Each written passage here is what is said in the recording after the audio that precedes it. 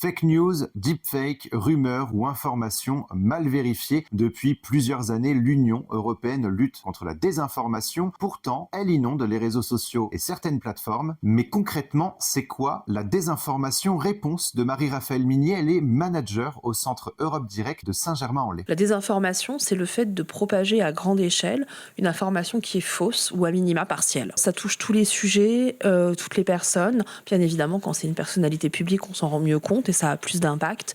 Mais malheureusement, on en trouve partout. Les personnalités politiques et publiques sont les plus visées par la désinformation et pourtant, cela peut quand même toucher tout le monde et sur toutes les thématiques. La désinformation, c'est par exemple la supposée nocivité du vaccin contre le Covid-19, des informations relayées par les climato-sceptiques ou encore une photo du président de la République embrassant un de ses gardes du corps. Une lutte difficile que tente pourtant l'Union européenne. Notamment avec l'adoption du Digital Service Act qui rend illégal à l'écran tout ce qui est illégal hors écran, donc dans la vie réelle, qui oblige les grandes plateformes à user de modérateurs et à donner des sanctions qui sont ou pas respectées aux contrevenants. Ce Digital Service Act établi en août 2023 pour les très grandes plateformes et les très grands moteurs de recherche s'est étendu à toutes les plateformes en ligne le 17 février 2024 et ce DSA il a notamment pour objectif de lutter contre les contenus illicites. Il oblige également les plateformes à être plus transparentes sur la modération des contenus et sur le fonctionnement des algorithmes, mais aussi se soumettre à des audits indépendants de réduction des risques sous contrôle de la Commission européenne. Et en cas de non-respect du Digital Service Act, les plateformes s'exposent à des amendes pouvant atteindre jusqu'à 6% de leur chiffre d'affaires mondial. Mais peut-on aller jusqu'à la suppression de ces plateformes au sein de l'Union européenne? Réponse de Marie-Raphaëlle Minier. En temps normal, non.